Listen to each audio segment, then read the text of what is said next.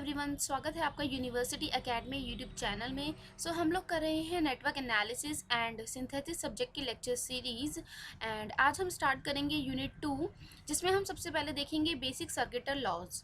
And अगर आपको इन topics के हैंड रिटन नोट्स चाहिए सो डिस्क्रिप्शन बॉक्स में गिवन है एंड आप वहाँ से जाके डाउनलोड कर सकते हैं। ओके, सो सबसे पहले हम देखेंगे किरचॉफ लॉ। सो बेसिकली क्या है, किरचॉफ के दो लॉ हैं, KCL and KVL. So KCL is Kirchhoff current law and KVL is Kirchhoff voltage law. तो सबसे पहले हम केवीएल देख लेते हैं। सो केवीएल की स्टेटमेंट है, for any closed path in a network. It means अगर आप किसी भी क्लोज्ड पाथ में ही हम केवीएल को अप्लाई करते हैं। ओके, सो केवीएल जो है वो लूप में ही एप्लीकेबल है एंड जो केसीएल है वो हम नोड पे अप्लाई करते हैं। Okay, so for any close path in a network the algebraic sum of the voltages is zero. It means यहाँ पे क्या है कि एक क्लोज पाथ फॉर्म हो रहा है, तो इसमें अगर हम एल्जेब्रिक सम लेते हैं सारी वोल्टेजेस का, तो उसका जो सम है that will be equal to zero. तो जब आप केवीएल लगाएंगे तो आपको इस तरीके से लगाना है। सबसे पहले जो साइन आएगा, जैसे यहाँ पे प्लस आ रहा है तो आपको प्लस V1 लिखना है। ओके, सो हम इस डायरेक्शन में कीवीएल लगा रहे हैं इस लूप में। ठीक है, सो सबसे पहले साइन आया plus V1, then plus V2, plus V3, plus V4, plus V5, plus V6, plus V7 and यहाँ पे माइनस Vs। सो इन सारी वोल्टेजेस का जो सम है that is equal to zero. तो इसी को ही हम बोलते हैं केवीएल, जो कि एक लूप में ही अप्लाई होगा। ओके, एंड जो केवीएल है it is based on law of conservation of charge. Okay, so KVL is based on law of conservation of energy, sorry if I have said charge, so it is based on law of conservation of energy. So अब आपको तो पता ही होगा कि law of conservation of energy क्या है। So law of conservation of energy states that energy can neither be created nor be destroyed, it can only be transformed from one form to another। Okay, so ना तो हम energy को create कर सकते हैं ना हम डिस्ट्रॉय कर सकते हैं, बस उसे हम एक फॉर्म से दूसरी फॉर्म में ट्रांसफर कर सकते हैं। ओके, सो ये केवीएल की स्टेटमेंट है। सो हम क्वेश्चन के हेल्प से इसको समझते हैं। So in this question, in the circuit of the figure shown below, the value of the voltage source E is, so we have to find out the value of this voltage source E। okay, so now we can solve this question using the KVL। सबसे पहले हम KVL के लिए path select करेंगे जिसमें सिर्फ एक ही अननोन हो, that is E. Okay, so suppose अगर हम ये वाला पाथ कंसीडर कर लेते हैं, that is V1 4 volt, E 1 volt and then 0। तो यहाँ पे क्या है, दो अननोन आ गए, that is V1 and E, so we can't use this path. Okay, हमें एक ऐसा पाथ चाहिए जिसमें सिर्फ एक ही अननोन हो। एंड अगर हम इस पाथ में केवीएल लगाते हैं V1 4 volt, E 2 volt and V2, तो इसमें भी केवीएल हम नहीं लगा पाएंगे बिकॉज इस पाथ में तीन अननोन्स आ रहे हैं। Okay, so the only path left is this path. Okay, so हम इस पाथ में केवीएल अप्लाई करेंगे। ओके, नाउ ये जो 10 वोल्ट है ये प्लस 10 वोल्ट है। Okay, so it means this node is plus, तो इसकी जो नेगेटिव पोलैरिटी है it will be connected to ground.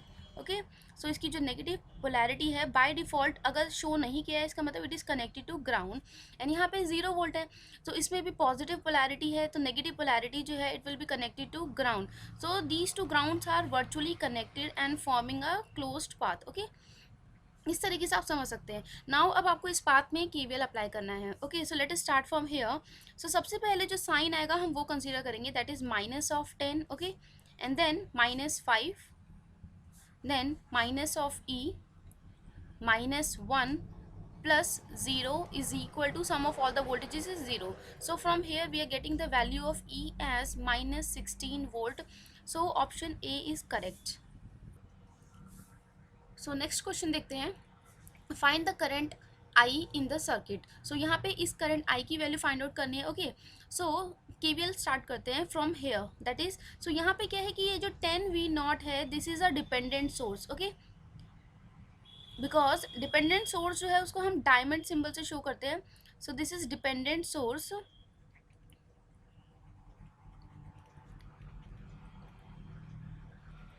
And ये जो वोल्टेज सोर्स है it is controlled by voltage. So this is voltage controlled and this is the symbol for the voltage source. So this is voltage controlled voltage source. Okay, so let us start from here. Okay, so सबसे पहले जो sign आ रहा है that is plus, so that is 10V0, then -6 plus V naught. So V naught is a voltage across this 10 ohm resistance, then minus of 10.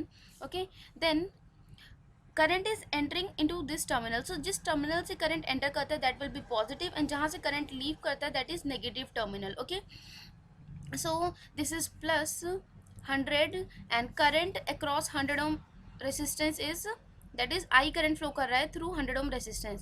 So sum of all the voltages is 0. So now we have to find out the value of current I. Okay, so let us first simplify. This is 11 V naught minus 16 plus 100 I is equal to 0.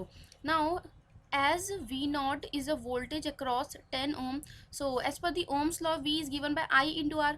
So कितना current flow कर रहा है through 10 ohm, so that is 10 I.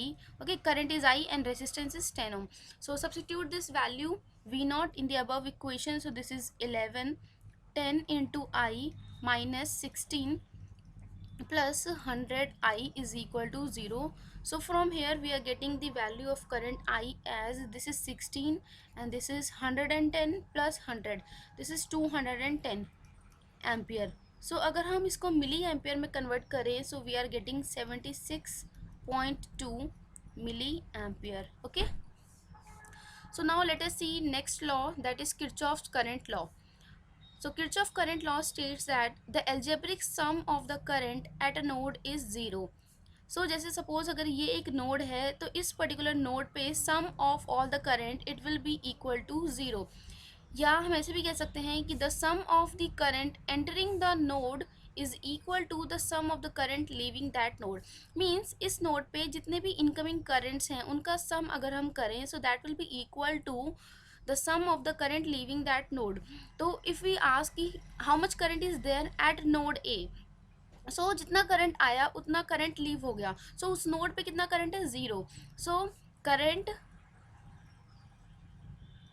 at node A is 0. so if current is 0, this implies that the charge at node A is 0. It means charge does not accumulate at node. Okay, so charge does not accumulate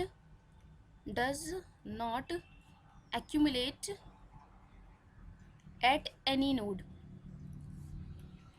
Okay, so basically Kirchhoff current law जो है वो state करता है कि sum of incoming current is equal to sum of outgoing current.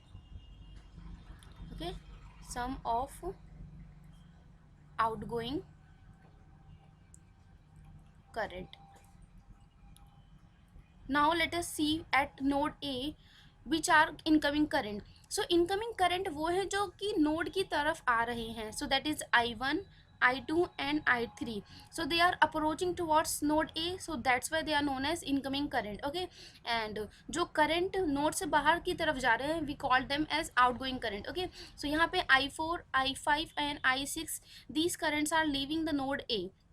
So that is sum of incoming current is I1 plus I2 plus I3 is equal to I4, that is outgoing current, plus I5 plus I6. Okay, so जो KCL है it is based on law of conservation of charge. Okay, so law of conservation of charge, and जो KVL था it was based on law of conservation of energy. So this is important. Okay, now let us see a question. For the circuit shown in the figure the current I is. So यहाँ पे हमें given है and we have to find out the value of this current. Okay, so हम इसको easily solve कर सकते हैं using the KCL. So जैसे हम suppose इस नोड से start करते हैं. Okay, so इस पर्टिकुलर नोड पे यहाँ से क्या है 2 एम्पियर का करंट आ रहा है एंड यहाँ पे 1 एम्पियर करंट चला गया. सो जो रिमेनिंग करंट है that will flow through here. So कितना होगा 2 - 1, that is 1 ampere current will flow in this branch. Okay, so now let us come at this node. So इस node पे यहाँ से 1 एम्पियर का करंट आ रहा है बट इस ब्रांच में 3 एम्पियर करंट जा रहा है. सो यहाँ से 2 एम्पियर आएगा तभी KCL सेटिस्फाई होगा, बिकॉज यहाँ से 2 एम्पियर आया, यहाँ से 1 एम्पियर करंट आया तो इसमें 3 एम्पियर करंट गया. ओके, सो इट मीन्स यहाँ पे हमें पता लग गया इस ब्रांच में करंट इस डायरेक्शन में फ्लो कर रहा है 2 ampere. Now let us come at this node. So इस पर्टिकुलर नोड पे यहाँ पे 4 एम्पियर करंट जा रहा है एंड यहाँ पे 2 एम्पियर करंट जा रहा है. सो यहाँ से कितना करंट आएगा, 6 एम्पियर, तभी वो सेटिस्फाई होगा बिकॉज 6 एम्पियर आया, 4 यहाँ पे गया एंड 2 यहाँ पे, that is incoming is equal to sum of outgoing current. Now at this node from here 5 ampere current is coming, okay, and 6 ampere is outgoing. So what must be the value of current I so that the outgoing current will be equal to 6 ampere. So 1 ampere अगर ये है तभी ये satisfy होगा, that is 5 ampere incoming plus 1 ampere incoming current is equal to outgoing 6 ampere. So it means the value of current I is 1 ampere. Okay, so now let us see one more question.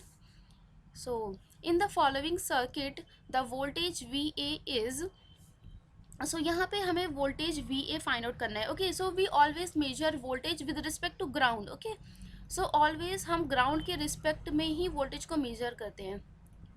So VA is the potential at this node with respect to ground. So it means VA is the voltage across this 1 ampere current source. Okay, so let us apply the KCL at this VA node. So sum of incoming current, so इस particular node के लिए incoming current है 3 ampere and 1 ampere. Let us assume the current flowing in this branch is suppose current I. Okay, so sum of incoming current is 3 ampere plus incoming current is 1 ampere, it will be equal to outgoing current. So current I, it will be equal to 4 ampere. So let me write directly. So this is 4 ampere. Okay, now this 4 ampere is flowing through 2 ohm. So जिस terminal से current enter करता है that is positive and जहाँ से current leave करता है that is negative. Okay, now अब 4 ampere current यहाँ से आया एंड 3 एम्पियर करंट यहाँ पे चला गया. Okay, that is circulating in this branch and so how much current will flow through this 3 ohm. Okay, 3 ampere अगर यहाँ पे चला गया, so remaining that is 1 ampere will flow through 3 ohm resistance. So in the 3 ohm the current is entering from this terminal, so this is positive and this is negative. Okay, now we have to find out the voltage VA. So let us apply the KVL in this loop. Okay, so KVL हम loop में apply करते हैं and जो KCL है वो हम एक node पे apply करते हैं. Okay, so let us start from here. So सबसे पहले जो sign आ रहा है that is, so let us apply KVL. सो सबसे पहले जो साइन है that is minus, so it will be equal to minus, resistance is 3 and current flowing through 3 ohm is 1 ampere. Okay, now we will move across 2 ohm. सो यहाँ पे भी जो सबसे पहले साइन आ रहा है that is minus, resistance is 2, current flowing is 4 ampere, then VA is the voltage across this current source.